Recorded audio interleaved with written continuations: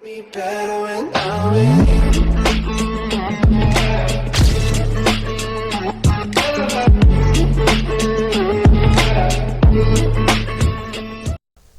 이번에 비트코인의 과도기로 인해서 이 거품이 꺼지고요.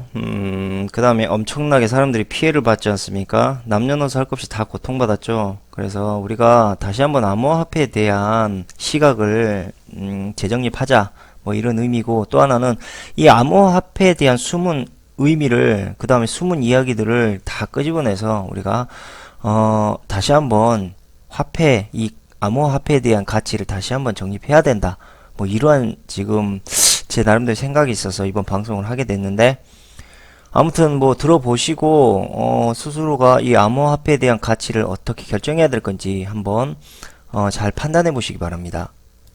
자, 여기에서 보면 일본의 최대 가상화폐 거래소 코인체크가 580억엔, 약 5,659억 원 상당의 가상화폐를 해킹당했다고 재팬타임즈가 27일 날 보도를 했습니다. 재팬타임즈에서는 이제 이렇게 이야기를 합니다. 만약 이 회사가 정말 해킹당한 것이 사실로 확인이 된다면 2014년도에 있었던 그 마운틴 곡수 있지 않습니까? 이 마운틴 곡수가 해킹당한 480억엔을 넘어서는 엄청난 해킹 사건으로 일본 역사상 최대 규모의 가상화폐 해킹 사건으로 기록될 것이다 라고 이야기를 했습니다. 이야기는 이렇습니다. 코인체크라는 이 거래소가 전날 오전 11시 25분경에 약 580억엔의 불법 자금이 송금된 걸 확인하게 되고요. 그와 동시에 넴코인의 잔고가 급속도로 감소하고 있는 걸 확인하게 됩니다. 이제 이에 회사는 이제 대처를 하죠. 블로그를 통해서 이제 고객들에게 넴코인의 예금을 정지해라, 하지 말아라, 그리고 상황을 자신들이 다시 확인해보고 이 확인되는 대로 다시 이용할 수 있게 해주겠다라고 통보를 했는데, 이 사람들 사이에서 이제 예금 정지가 나오는 게 아닌가라는 이런 소문이 확산되기 시작하면서 결국은 이 코인체크라는 회사가 출금을 전면 중단하게 되죠. 그리고 그 1시간 후 오후 5시 23분경에 비트코인을 제외한 모든 가상화폐 거래를 전면 중단하게 됩니다. 이 코인체크 거래소는요, 자체 웹사이트에서 아시아에서 선도적인 가상화폐 교환소라고 자기 회사를 소개하고 있고요.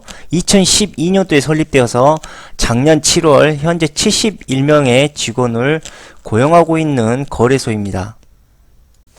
아니, 얼마 전에 그 UBC라는 해킹, 한국에서도 이제 UBC라는 그 거래소가 이제 해킹을 당해서 폐쇄 조치됐고, 마운틴 곡수, 다음에 지금 코인체크, 그러니까 이렇게 연이어서 계속 해킹 사태가 일어나고 있음에도 불구하고 아직도 비트코인과 여타 알트코인들이 폭락을 하지 않고 계속 유지하고 있다는 거, 이거 정말 신기하긴 합니다.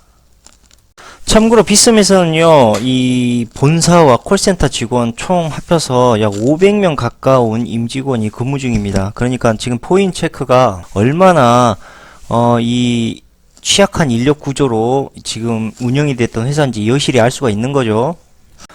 그렇다면 왜 거래소가 이 보안에 취약할 수밖에 없을까요? 뭐 사람이 적기 때문에 단순하게? 이런 건 아닌 것 같아요. 그러니까 보통 증권사에서는 보안이나 HTS 시스템에 엄청난 투자를 현재 하고 있죠. 왜냐하면요, 금융은 그 신뢰거든요. 그러니까 믿음이 없으면 사람들이 돈을 안 맡긴다고. 그래서 이 해킹이라는 게 만약에 금융회사에서 한번 터지면 엄청난 타격이 옵니다. 그리고 그 책임을 금융회사에서 짊어져야 되는 문제점도 생기고요. 주식을 한 가지 예를 들면 HTS라는 우리가 이제 주식 프로그램이 있지 않습니까? 이 HTS가 증권가와 연결이 되어 있습니다. 그래서 우리 개인의 매도와 매수에 대한 흐름을 이 증권가들이 다 HTS를 통해서 그 정보를 가져온다라고 저는 생각을 해요. 그렇기 때문에 쟤네들은 우리 개미들의 군중 심리를 잘 파악하고 있을 거라고 저는 생각을 하고, 이걸 굳이 제가 현상으로 이야기해드리면 스타크래프트라는 게임을 예를 들어보자면 증권사들은 맵팩을 켜고 하고 있어요. 그러니까 저 새끼가 뭘 짓고 있고 무슨 빌드로 공격을 해올 건지 이런 걸 다 알고 있는 거죠. 반면에 개미들은 모르겠죠. 그 안개 때문에 보이지 않아서. 그래서 HTS가 이러한 역할을 분명히 해주고 있을 것이다, 저는 생각을 합니다. 왜냐면 우리의 매수 매도를 다 알기 때문에 그걸로 거래가 가능한 거거든요. 그러니 쉽게 말하자면 HTS는 우리의 주식을 편하게 도와주는 도구로도 이용되지만 마치 해킹 프로그램 같은 그런 시스템의 역할도 하고 있다. 저는 그렇게 보고 있습니다. 그러니까 주식 투자는 여러분들 같은 개미들을 관리하고 있어요. HTS로. 잔금이 얼마 있고 이 사람이 얼마 매수했고 매도했고 이런 데이터들을 다 가지고 있어봐요. 개미들 데이터들을. 그리고 그걸 빅데이터 통계가 내보면 군중심리가 나오죠. 그러니까 못 이긴다고. 다수가 돈을 뜯기게 돼 있는 구조예요. 그러니까 그걸 아시고 투자하시라는 이야기입니다.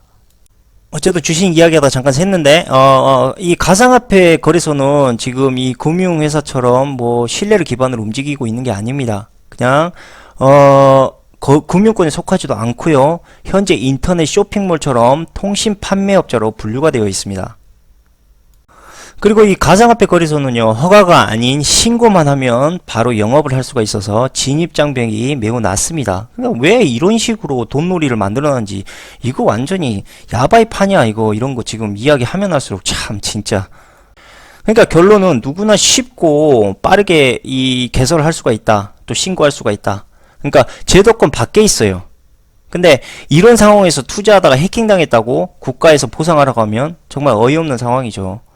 근데 국가도 저거를 방관했다라는 죄가 분명히 있긴 있어요. 그런데 저걸 마치 뭘로 표현하면 되냐면요, 카지노 가가지고 돈을 날렸어요. 그래서 정부한테 카지노 규제를 하지 않았기 때문에 내가 돈 날린 거다, 돈을 내놔라, 거의 이런 식이죠. 근데 이거를 어떻게 정부가 인정하겠습니까?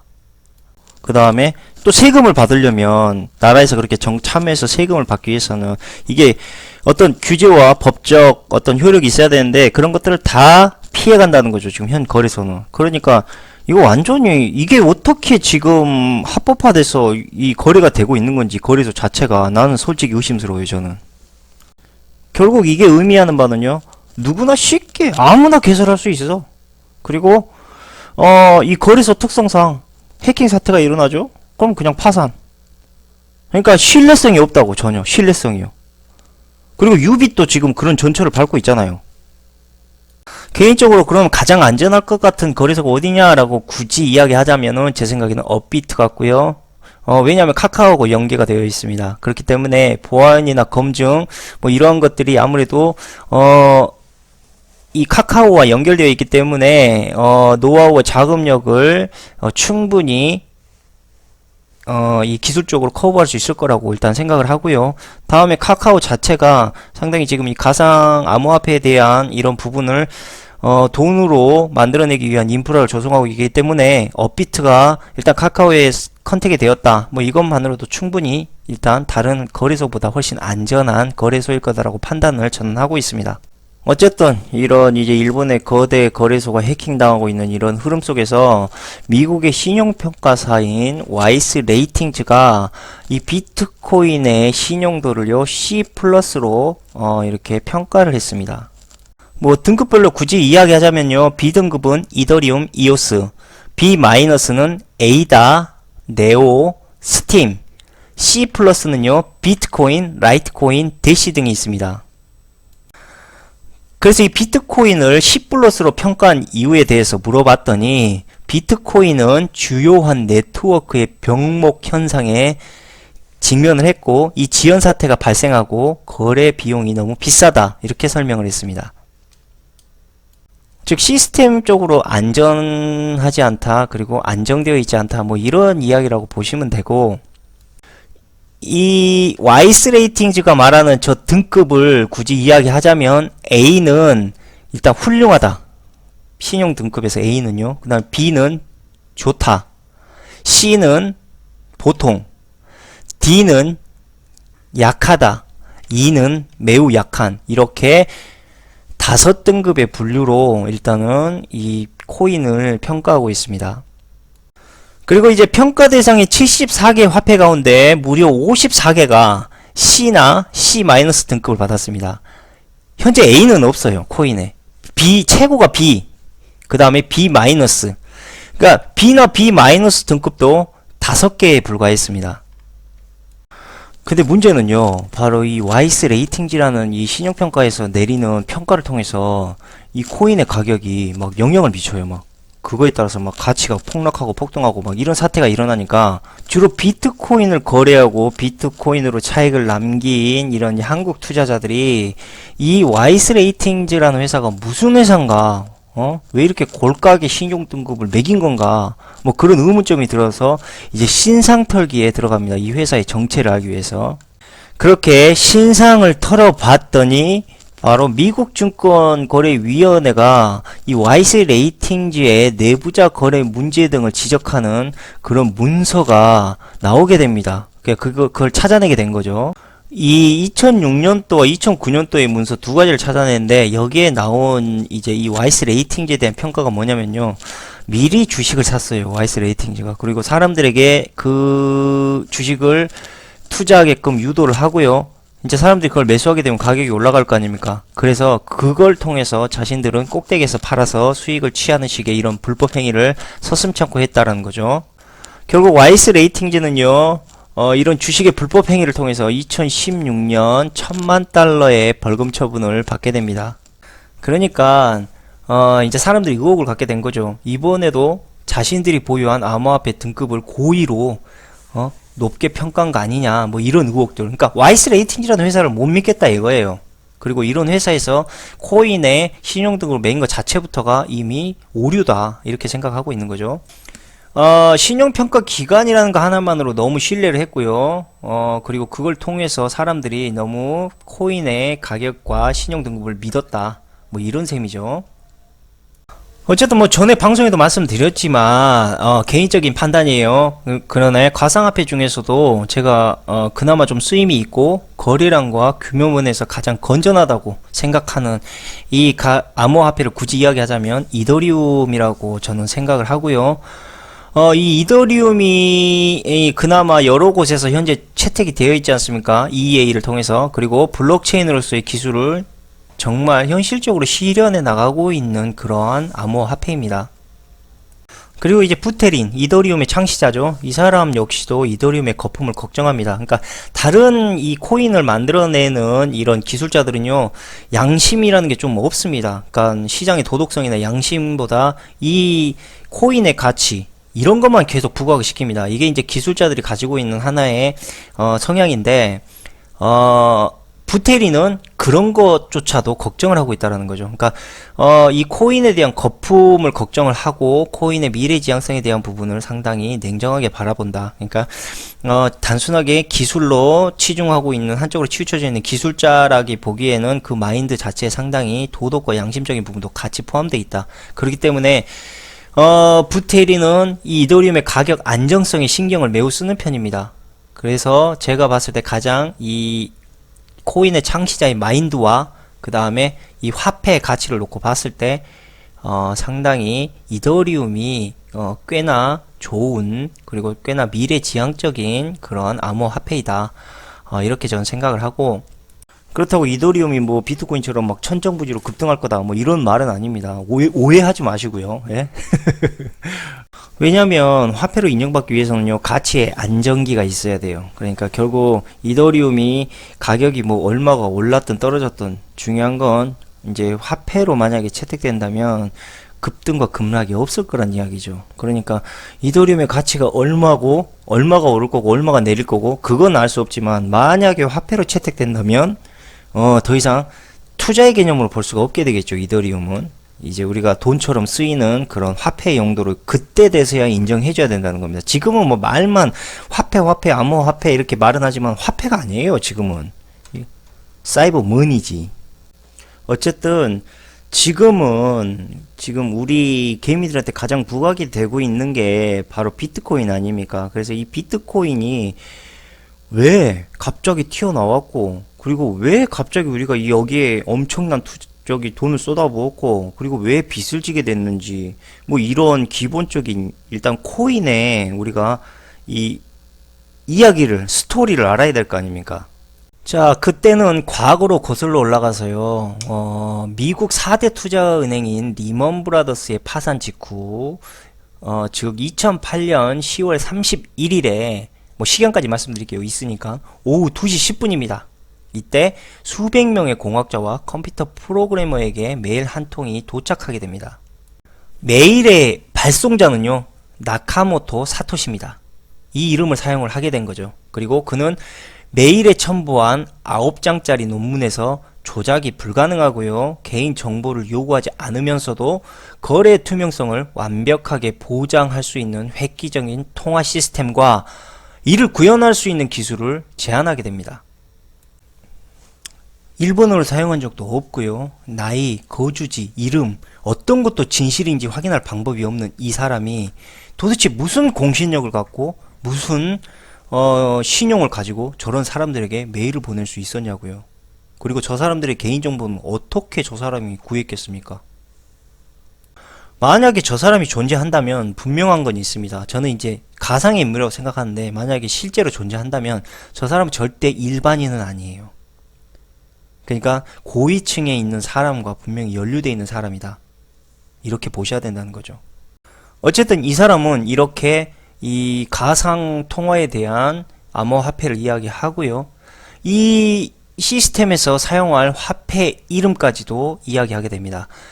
컴퓨터의 정보 저장 단위인 비트와 동전을 뜻하는 코인을 합쳐서 비트코인이라고 이름을 지어라, 그렇게 해서 전 세계적인 강풍을 현재 불러일으켰고요. 이는 새로운 가상화폐가 우리의 시대의 흐름에 끼어들어가는 그런 순간이 오게 됩니다. 그리고 그로부터 10년이 지난 현재 비트코인의 총 가치는요, 194조 원에 이릅니다. 이렇게 비트코인이 탄생됐고요. 비트코인은 현재 블록체인을 최초로 구현한 가상화폐의 선구자가 되었습니다. 그러니까 지금 이러한 흐름만 놓고 보더라도 나카모토 사토시라는 사람이 누군지 그렇게 궁금해할 이유는 없다라는 거죠. 이 나카모토 사토시라는 사람을 내세워서 결국은 수백 명의 공학자와 컴퓨터 프로그래머들을 움직이게 만들었다라는 겁니다. 그게 개인의 힘으로 가능할 거라고 생각하시지는 않겠죠. 그러니까 이것은 상당히 제가 생각했을 때 비밀리에 움직였던 그러한 계획의 일환이었다라고 저는 생각을 합니다. 그리고 화폐의 개념이 이 4차 산업으로 넘어오기 위해서 반드시 바뀌어야 될 그러한 이 프로젝트였고, 저는 이제 그렇게 보고 있는 거죠. 지금은 뭐 비트코인이 이제 폭등과 폭락을 자꾸 거쳐서 지금 1200에서 1300선 사이에서 왔다 갔다 하고 있는 지금 실정 아닙니까? 안타까운 현실입니다. 우리가 머리에 사서 지금 거의 무릎에 지금 팔고 있는 이런 실정이 너무 안타깝고요. 그 다음에 이러한 돈들이 비트코인 처음부터 저는 검은 돈이었다라고 생각을 해요. 그래서 방송에서도 그렇게 이야기를 했었고, 비트코인이 사람들에게 알려지기 이전부터 저는 그게 폰지 사기라고 이미 방송을 했어요. 그때도 저도 정확한 정보나 자료가 없었기 때문에 그 방송에 대해서 정확하게 표현을 하지 못했지만 분명한 건 느낄 수 있었습니다. 이 비트코인은 상당한 폰지 사기다. 예전처럼 거품을 이용해서 사람들에게 어떤 엄청난 고통을 안겨주게 될 거다. 뭐 이런 것들 분명히 저는 생각을 하고 있었습니다. 그러니까 세상은요, 빛으로 돌아갑니다. 다 누군가가 빚을 지고 그 빚에 의해서 허덕이면서 누군가에게 몸과 마음이 묶여서 인생을 살다가는 그런 시스템이 솔직히 말하자면 경제 논리의 시스템입니다. 그리고 새로운 문화와 새로운 경제 시스템과 사회 시스템을 만들기 위해서 반드시 필요한 게 바로 지금 우리가 겪고 있는 저런 거품, 버블 시스템입니다. 버블이 끊임없이 생김으로 인해서 이 경제 쳇바퀴에 동력을 불어넣는 거죠. 팽이가 동력을 잃고 쓰러질 때쯤 팽이를 채찍질을 가해서 때려서 다시 한번 팽이가 팽 돌아가게끔 만드는 그러한 시스템을 만들고 있고요. 비트코인이 그러한 역할을 했다.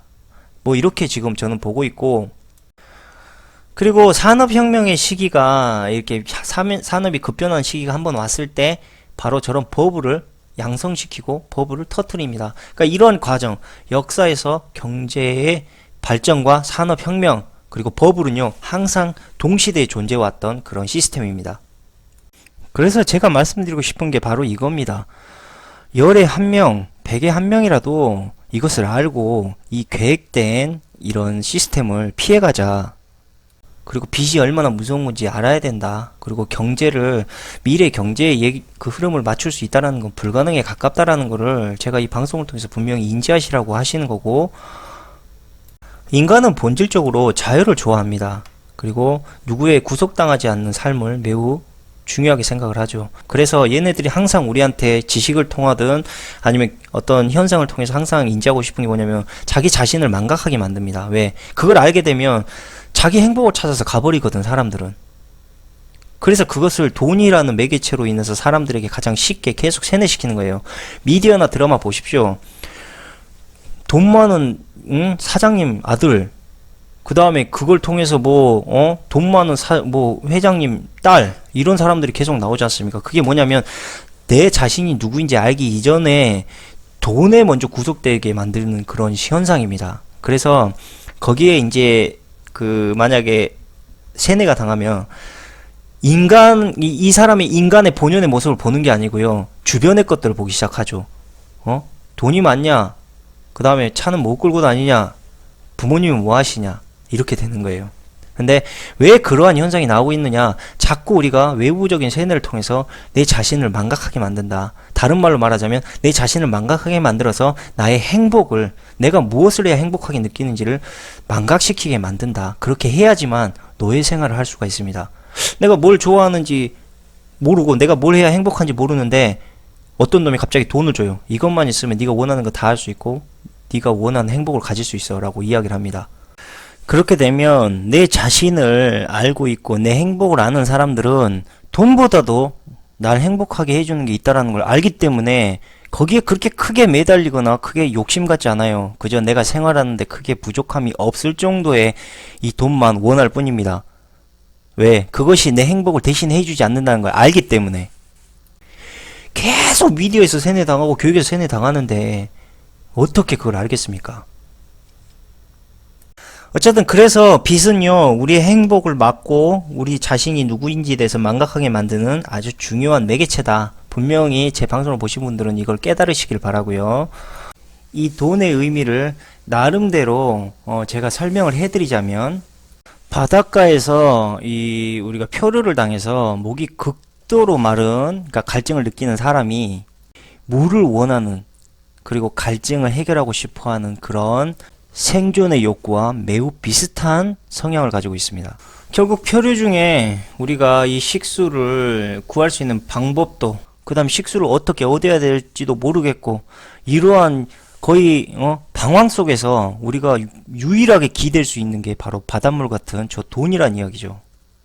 그래서 단기간에 자기의 행복을 채우기 위해서, 욕망을 채우기 위해서 바닷물을 마십니다. 순간에 갈증이 가는 느낌이 드는데 결론은 어떻게 되냐? 더 많은 물을 원하게 되는 거죠. 그러니까 그게 인간의 이제 욕심이 되는 거예요.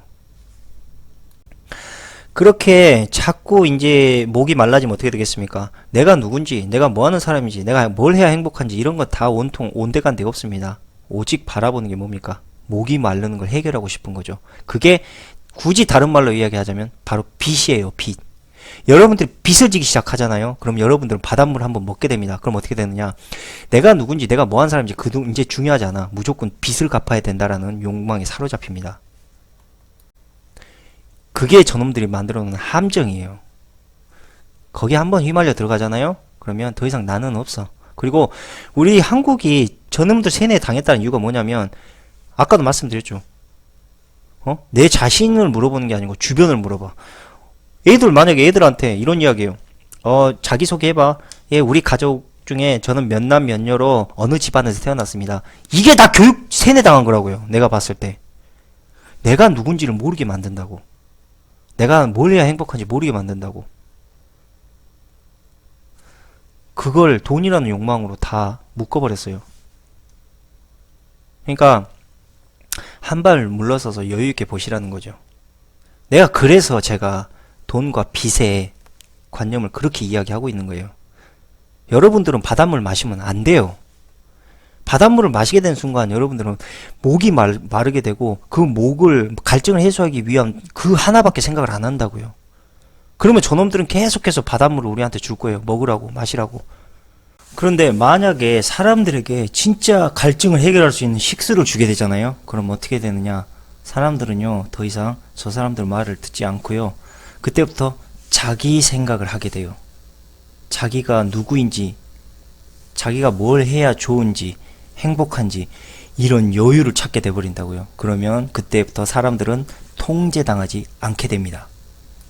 내가 왜 저놈들이 주는, 물을 받아 마시면서 살아야 되지? 이렇게 된다고요. 그것을 얘네들을 끊임없이 원천 차단하기 위해서 이러한 시스템을 만든다는 겁니다.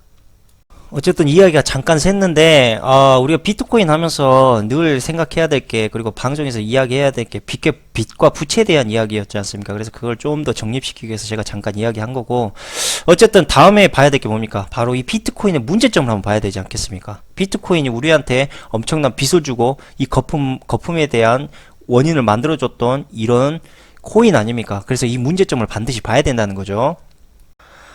자, 이제는 이 비트코인을 놓고 봤을 때 단순하게 비트코인이라고 말하기도 뭐합니다. 왜? 비트코인 캐시, 비트코인 골드, 이더리움 클래식, 리플, 이오스, 뭐 엄청나게 수많은 알트코인들이 현재 생겨났고요. 비트코인 하나만으로도 이제 하드포크다, 그 다음에 또 뭐 있습니까? 세그윗이다. 막 계속 분열되고 쪼개지고, 아주 그냥 밑도 끝도 없어. 2100만 개 코인이 도대체 어떻게 생겨나는지 이해할 수 없을 정도로 지금 오합지졸 개판 5분 전이다. 뭐 이렇게 저는 보고 있는 거죠. 제가 예전부터 가상화폐에 대해서 방송하면서 가장 질책을 많이 받아왔던 말들이 공부 좀 하세요입니다. 공부. 오늘 제대로 알려드리겠습니다. 야, 이 새끼들아. 내가 비트코인을 2013년도부터 쳐보고, 사토시 백서도 읽어보고, 지금까지 여러 알트코인도 다 분석했다. 그러니까 이런 영상을 만드는 거야, 이 새끼들아. 뭐 아무것도 모르고 씨부리겠냐? 안 그래? 비트코인이 꼭대기에 와서 턱걸이에 왔다고 제가 이야기하고 나서 폭락이 왔잖아요. 몰랐으면은 이런 이야기 하겠어요? 도대체 뭘 공부를 하라고 하는 건지도 모르겠고 나는. 그리고 그걸 왜 자꾸 코인을 블록체인과 연결시키는지도 잘 모르겠어요. 아니 그럼 뭐 비트코인 없어지면 블록체인 사라져? 그것도 아니잖아. 그리고 하나 더 말씀드릴게요. 비트코인 굳이 아니더라도 블록체인은 언제든지 발전시킬 수 있고 만들어낼 수 있습니다. 근데 왜 자꾸 비트코인과 블록체인에 꽂혀서 이런 말도 안 되는 이야기를 하는 건지. 에? 그러니까 공부 좀 하라고 했던 사람들은요, 제가 다시 한번 제 개인적으로 말씀드리는 게, 물론 도움이 됩니다. 그건 제가 차후에 말씀드릴게요. 근데, 미래지향적이다라는 이야기는 해서는 안 됩니다. 그 이유가 뭐냐면요, 그 미래지향적이라는 게 내가 아니야. 내 빚과 부채를 통해서 미래지향적이 된다는 걸 왜 그 부분만 빼고 쏙 이야기를 하는지 이해가 안 가고요. 내가 밥을 먹고 살 수 있고 내가 내 자신에 대해서 둘러볼 수 있을 정도의 그런 돈은 있어야 된다는 이야기예요. 그러니까 잊지 말으셔야 될 게 뭐냐면 지금까지의 경제 발전은요, 사람들의 고열을 짜서 성장을 했어요. 그리고 지금도 그랬고요, 과거에도 그랬고 앞으로도 그럴 거예요. 그 고열을 내가 짜이고 아무리 세상이 아름다워 보이면 뭐합니까? 내가 병들었는데. 안 그래요? 그러니까 미래지향적이다라는 거는 기술자들이 하는 말이에요. 기술자들. 그 사람들은 사람들이 어떻게 되든 사람들이 빚에 허덕이든 알 바 아니야. 자신들이 하고 있는 기술이 인정받기를 원한다고. 그게 한계라고요. 그리고 대부분 코인을 운영하는 뭐 거래소에 있는 사람들 보면 다 기술자야. 인간 중심이 없어요. 무슨 말인지 알죠? 여러분들은 그런 사람들이 하는 말을 절반은 믿고요, 절반은 믿지 말아야 돼요. 그 절반은 그 사람들이 하고 있는 기술적인 어원과 가치는 믿어야 되되, 내 행복은 그 사람들은 책임 안 져요. 그거를 반드시 하셔야 됩니다. 물론 저는 지금까지 이 코인을 직접적으로 투자하지는 않았습니다. 왜냐고 저한테 굳이 물으신다면요, 전에도 말씀드렸지만 하이 리스크와 하이 리턴의 이런 흐름이 너무 편차가 심하기 때문입니다. 이 비트코인을 통해서 계층의 상승을 꿈꿔왔던 사람들이 꽤 많다고 뉴스에서 나오기도 합니다. 그런데 이것은 절대 우리의 삶을 풍족하게 만들어주고 있는 그런 시스템이 아니라는 거 다시 한번 아시고요. 그 다음에 반드시 투자를 할 때 생각하셔야 될 게 하이 리턴을 보시면 하이 리스크 반드시 보셔야 된다는 거예요. 복리 이자가 높으면 그에 따른 리스크도 있다. 그러니까 우리가 항상 투자를 할 때 그렇게 생각하셔야 된다는 거죠. 저는 리스크가 큰 투자는 하지 않습니다. 물론 하는 경우 간혹 있어요. 어디냐면 경마, 그 다음에 바카라 뭐 이런 것들 재미로 하죠. 그러니까 갈 때 현금을 들고 가요. 그래서 그 돈만큼만 쓰고 그냥 나오는 거죠. 재미로. 우리가 오락하듯이. 그런데 저것을 가지고, 그러니까 예를 들자면 도박장에 가서 내가 일확천금을 모아보겠다. 그리고 그걸 통해서 내 삶을 더 풍족하게 만들어 보겠다. 그런 생각으로는 하지 않는다고요. 그러니까 저는 코인 시장을 투자로 보지 않고 투기로 봤기 때문에 저는 투자하지를 않았던 거예요. 그리고 한 가지 더 말씀드리는 게 코인은 언제든지 우리가 쓰고 있는 스마트폰이나 핸드폰처럼 시대의 흐름으로 사라지고 없어질 수 있다. 그래도 전혀 이상하지가 않습니다. 코인은 언제든지 더 좋은 블록체인 시스템을 가지고 있는 코인으로 또 대체될 거니까요. 그러니까 저도 지켜보고 솔직히 말씀드리면은 2013년도인가 그때 이제 400달러에서 이게 1200달러로 갑자기 급등한 적이 있었습니다. 그래서 이거 거품이다 뭐 이렇게 생각했죠. 그리고 2013년도부터 이 비트코인이 거품이다라고 생각했던 사람들도 꽤 많았던 걸로 제가 알고 있습니다. 그리고 그로부터 1년 뒤에 마운트 곡스 있지 않습니까? 마운트 곡스가 골로 갔죠. 골로 가게 되면서 다시 이렇게 1200달러까지 뛰었던 코인의 가격이 300에서 400달러대로 다시 폭락을 하게 됩니다. 그러니까 이거 상당히 위험한 투자구나라는 걸 그때 이제 인지하게 됐고요. 또 그렇게 시간이 또 흘러가다 보니까 이제 2017년도에 갑자기 1500달러 선을 넘어가기 시작을 했어요. 그래서 이제 사람들은 거의 제가 봤을 때 2016년도부터 이 코인에 대한 시장에 관심을 갖기 시작했고 본격적으로 사람들이 미친듯이 달려들었던 게 2017년도로 저는 보고 있습니다. 그리고 이제 비트코인이 스물스물 나오기 시작하면서 그에 따른 뉴스도 블록체인에 대한 이제 뉴스가 꾸준히 나오게 됐고요. 그 외 이더리움도 이 삼성에서 이제 채용을 하기 시작했죠. 그러고 나서 이제 느낀 게, 블록체인이라는 게 이게 단순한 그냥 하나의 시대적인 이런 마스코트가 아니구나. 이게 뭔가 4차 산업하고 깊은 연관이 있을 수밖에 없구나라는 걸 일단 알게 됐습니다. 그리고 이제 리플은요, 환전 기능이 편리하다라는 그런 이유로 해서 중국에서 신규 ICO가 갑자기 늘어났고요. 그에 따른 해외로 이제 자산을 빼돌리기 위한 자금 세탁을 통해서 이 가상화폐로 전환하기 시작합니다. 여기에서 제가 봤던 인물이 바로 우지안입니다. 이 우지안이가 비트코인 채굴을 엄청나게 늘리면서요, 비트메인을 마이닝 시장에서 전 세계 1위 규모까지 급성장시키면서요, 중국을 마이닝 천국으로 만듭니다. 이제 우지안이가 바지 사장으로 있는 이 비트메인을 통해서 중국의 이 비트코인 채굴의 영향력이 80% 이상을 점유할 정도의 엄청난 흐름을 만들어냈다. 뭐 이렇게 보시면 되고, 반면에 이제 채굴업자나 거래소 쪽에서는 이제 채굴업체당 25% 이상의 이 채굴을 점유하지 않으면 이건 독점으로 볼 수 없다라고 그렇게 우깁니다. 난 이걸 우긴다라고 이야기할게요. 근데 문제는 뭡니까? 뭐 기업들이 다 따로따로 합니까? 상생하지 않습니까? 그리고 그게 중국에 다 몰려 있다고. 결국 이걸 독점이라고 이야기해야지. 이것조차도 독점이 아니다. 사토시 정신에 위배되지 않았다. 이렇게 말하는 거는요, 자기들 돈 벌려고 우기는 것밖에 안 돼. 이거 조금 더 사람들에게 숨겨가지고 조금 더 사람들이 투자하게끔 만들겠다. 이렇게밖에는 저는 보지 않는다고요. 그리고 우지안이가 또 뭐 했습니까? 그렇죠. 세그윗 반대를 하면서 계속 하드포크 진행했지 않습니까? 그렇게 함으로 인해서 코인의 분열이 계속 생기고요. 이 비트코인 캐시를 부각시키게 되고 자연히 비트코인의 가치가 상승됩니다. 왜냐면 비트코인으로 새로운 코인을 또 분열시키잖아요. 그럼 배당의 개념이 생겨요. 그러니까 주는 거야. 그냥 덤핑으로 주는 거라고. 그리고 그 뒤에 또 뭐 나왔습니까? 비트코인 골드가 또 나왔죠. 그러니까 계속 비트코인의 가치를 상승시킬 수 있도록 비트코인과 비트코인 캐시가 주거니 받거니 그리고 골드를 통해서 또 배당식으로 또 물건을 주고 계속 거품을 만드는 펑핀지를 시작했던 거예요. 그러니까 이미 사토시 정신이고 개판이고 그런 게 없어요, 이미. 그러니까 지금 비트코인의 사토시 정신을 이야기하는 놈들은 다 사짜기질이에요, 지금은. 제가 봤을 때. 그러니까 사토시 정신은 그렇게 말하는 본인도 알 거야. 어이가 없다라는 거를. 솔직히 말할게요, 제가. 그리고 이제 비트코인 캐시와 비트코인의 이런 이제 상승 추세가 계속적으로 지속되니까 어떻게 됐습니까? 사람들이 코인에 관심을 갖기 시작했고요.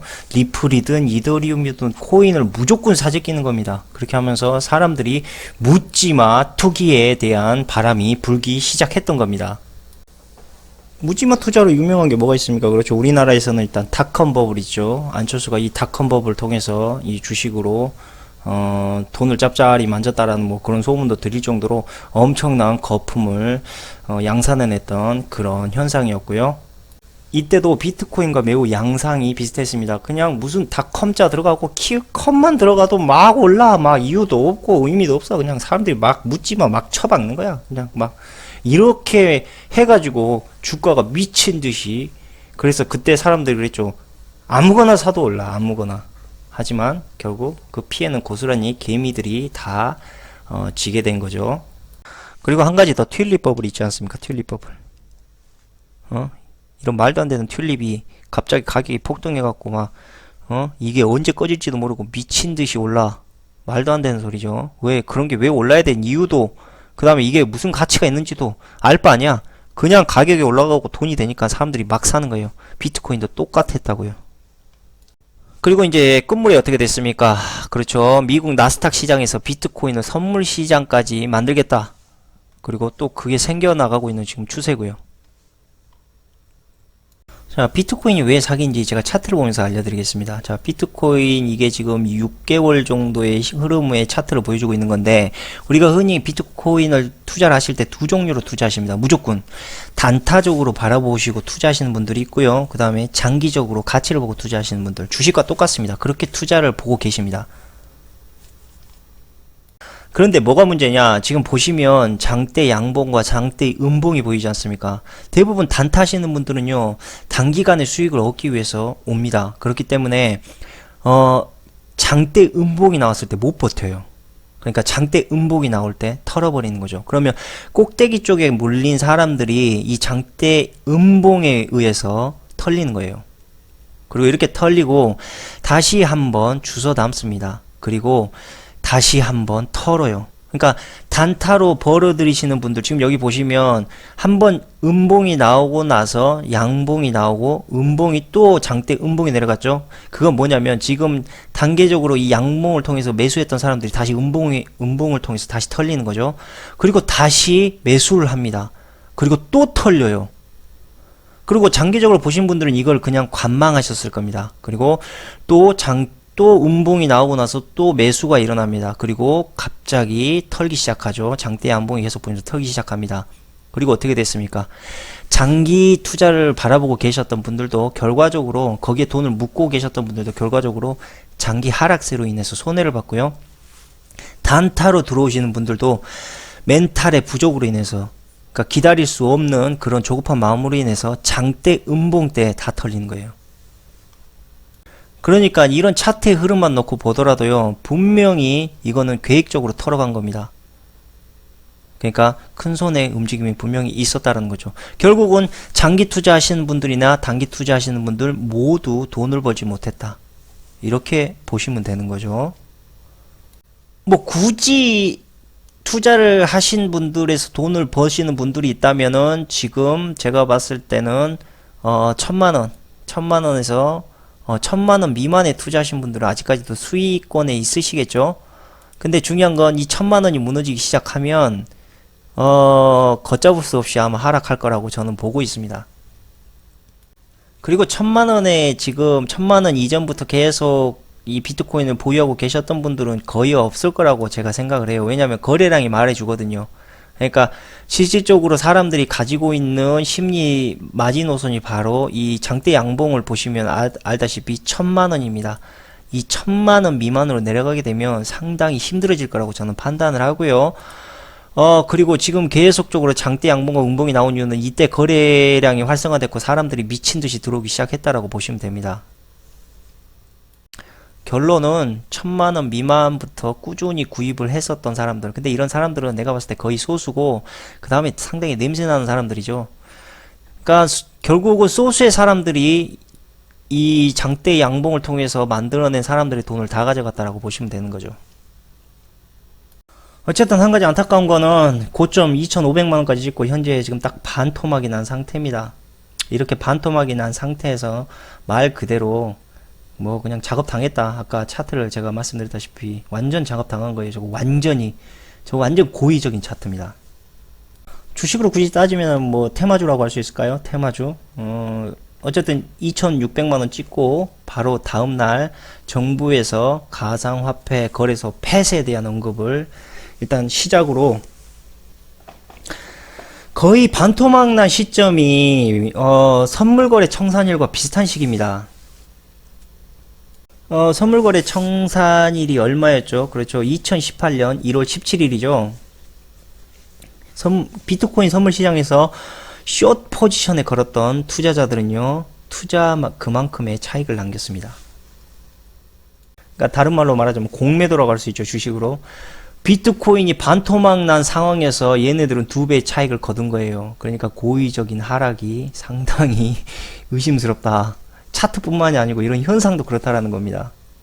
자, 비트코인의 이 주변에서 투자하고 있는 흐름을 조금만 찾아봐도 알 수 있는 게요. 뭐 처음에 100만원을 투자합니다. 그리고 이제 200만원 정도 버는 경우도 있고, 그리고 또 1000만원 투자하다 보니까 또 2000만원을 투자한 경우도 있었고, 그러니까 이렇게 소액 대출로 시작을 했다가 아니면 소액 투자로 시작을 했다가 이게 돈이 되기 시작하니까 본격적으로 시작을 합니다. 뭐 카드론 땡기고 마이너스 통장 만들고 아파트 담보대출도 땡긴 사람도 있고 막 어디 없는 돈 있는 돈 다 끌어 모아가지고 이 코인 시장에 쳐박는 거죠. 남녀노소 없습니다. 지금 코인 투자는 뭐 할아버지들까지 앓고 있을 정도니까 뭐 할아버지, 할머니, 중딩, 고딩, 대딩, 군인 모든 사람들, 특히 학생들 같은 경우, 대학생들 같은 경우는요, 학자금 대출까지 끌어서 이 비트코인에 투자한 사례가 아주 많습니다. 그리고 수업 시간이라든지 직장에서 일하는 시간, 그 다음에 군인들 보초 서는 그런 순간까지도 계속 가상화폐 시세만 쳐다보게 됩니다. 수업 시간이든 직장에서 일하는 시간이든 똥 싸는 시간이든 그냥 하루 종일 가상화폐 시세만 쳐다보게 되죠. 더군다나 가상화폐는 24시간입니다. 잠도 안 자고 교대로 보는 인간들까지 있을 정도니까 뭐 말 다 한 거죠. 그러니까 이렇게 시장이 과열되다 보니까 한국 시장에서 이제 무슨 말이 나오냐, 김치 프리미엄이라는 말이 나오기 시작합니다. 김치 프리미엄. 그러니까 이렇게 자금이 쳐받기 시작하니까 당연히 20% 30%씩 막 오르기 시작하겠죠. 그리고 이제 신난다고 이야기하고 그리고 이제 그렇게 기다리고 투자했던 게 바로 지금 우리가 보고 있는 장대 양봉의 차트입니다. 이 차트를 바로 우리 김치 프리미엄들이 만들어냈다라는 이야기죠. 그래서 이제 저 가격대 딱 가격을 올려놓으니까 갑자기 뉴스에서 안 좋은 소식들이 막 터지기 시작합니다. 중국에서는 뭐 거래소 폐쇄니 ICO 금지니, 한국에서도 그 흐름을 따라갑니다. 한국 정부도. 그러더니 이제는 이제 신규 계좌 맞고 거래 실명제 이제 떠들더니 유시민까지 나와서 막 유시민 작가까지 나와서 막 떠들어댑니다. 사회적 효율에 비해서 뭐 피해가 크다. 그 다음에 가상화폐 자체는 투기성이기 때문에 없어져야 된다. 그 코빗의 공동대표 김진아 씨하고 유시민 작가 두 분이 막 설전을 벌인 그런 방송이 있더라고요. 그래서 좀 봤더니 그 유시민 작가분이 표현을 잘 하셨더라고요. 마을 회관을 지으려고 했는데 그게 어느 순간 도박장이 돼버렸다. 그러니까 아주 적절한 비유인 것 같아요. 저도 그 말에 아주 동의합니다. 솔직히 말씀드리면. 하지만 이제 코빗의 김진아 대표 같은 경우는 절대 그렇게 말할 수가 없겠죠. 자신들이 밥줄이 끊어지는 일인데. 그러니까 이건 토론 자체가 안 됐었어요. 내가 개인적으로 봤을 때. 왜냐면 유시민 작가는 분명한 코인의 이런 투자에 대한 문제점을 이야기하고 있지만 코빗의 김진아 대표는 자기 밥줄을 이야기하고 있었기 때문에 이건 대화 자체가 안 되는 거였어요. 처음부터. 그러니까 토론의 의미가 없다라고 저는 보고요. 핵심은 이거죠. 그러니까 그 토론에서 얻을 수 있는 핵심은 뭐냐면 P2P 방식이라면 거래소가 왜 필요하냐. 사람 대 사람이 거래해야지. 니네들이 들어가 있는 것부터가 논리적인 오류다. 맞아요. 거기에 왜 거래소가 들어갑니까? P2P라며. 예? 그러니까 비트코인에 이제 중독된 사람들 보고 비트코인 좀비라고 이야기하죠. 그러니까 이 코인 좀비들이 24시간 잠도 안 자고 일상생활 거기만 붙어 있으니까 이제 좀비가 되는 거예요, 좀비요. 그 참 표현 참 재밌겠네, 좀비. 그러니까 사람은 잠도 자고 밥도 먹고 이렇게 살고 여유도 있고 자기가 살아가는 어떤 삶의 일상으로도 돌아가야 되는데 이 코인은 그런 모든 걸 다 막아버린 거예요. 그러니까 다시 한번 여기서 말씀드릴게요. 나는 누구인가? 내 자신은 어떤 사람인가? 코인 시장에 지금 뛰어들어간 사람들을 보면서 한번 느껴보십시오. 그런 걸 지금 기억하고 사는지 아니면 망각하고 사는지. 대표적인 예예요. 코인 시장이 내가 봤을 때는. 일단 레버리지 땡긴 사람들은 아주 골이 아플 겁니다. 그러니까 이 레버리지까지 만약에 2배를 땡겼다.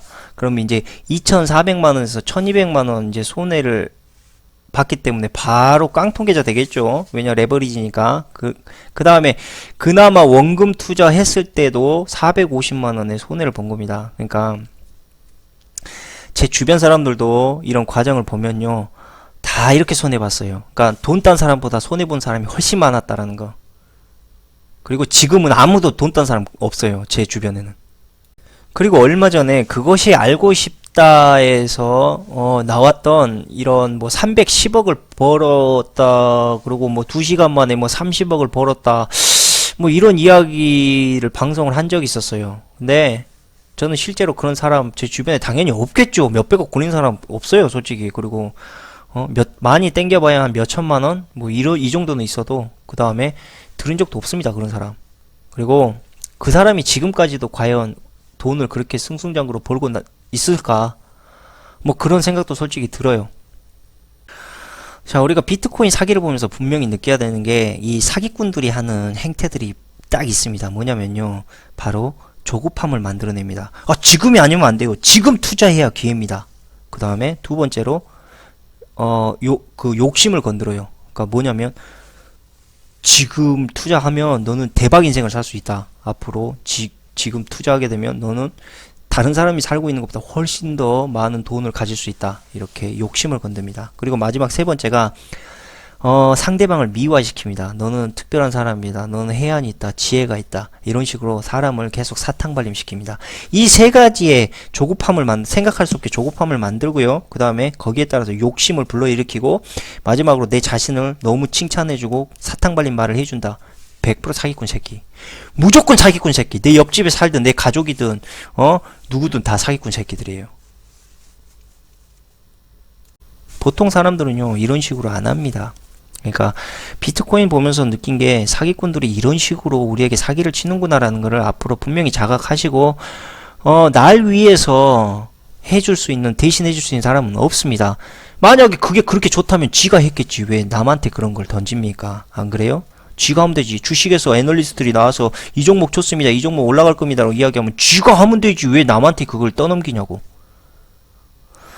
금덩이가 내 앞에 있어요. 근데 그걸 다른 사람한테 줄 거예요?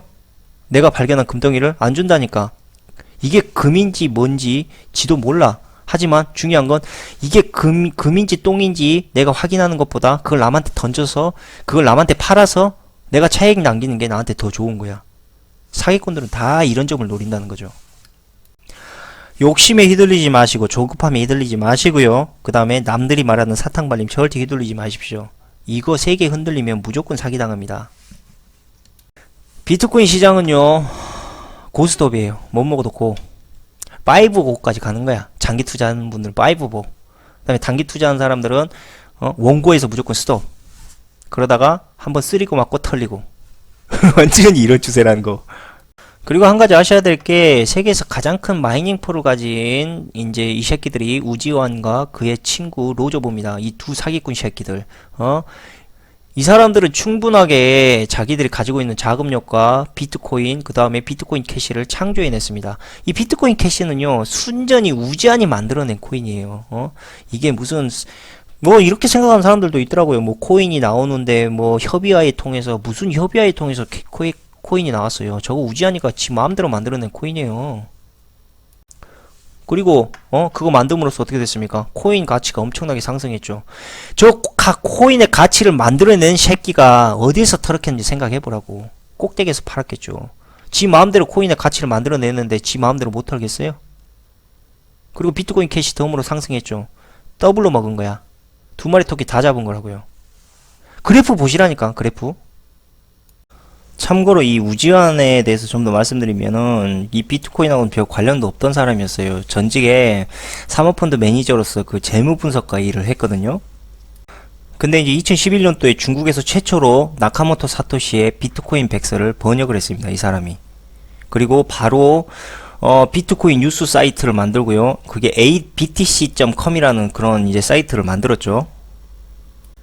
그리고 2013년도에 공동 창립자 겸 이사로서 비트메인을 설립합니다. 근데 이 과정이 이 사람이 어떻게 이걸 만들었고 설립을 했는지 자세히 나온 게 하나도 없어요.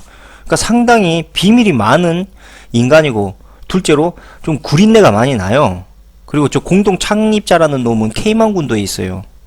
케이만 군도가 어떤데 아시죠?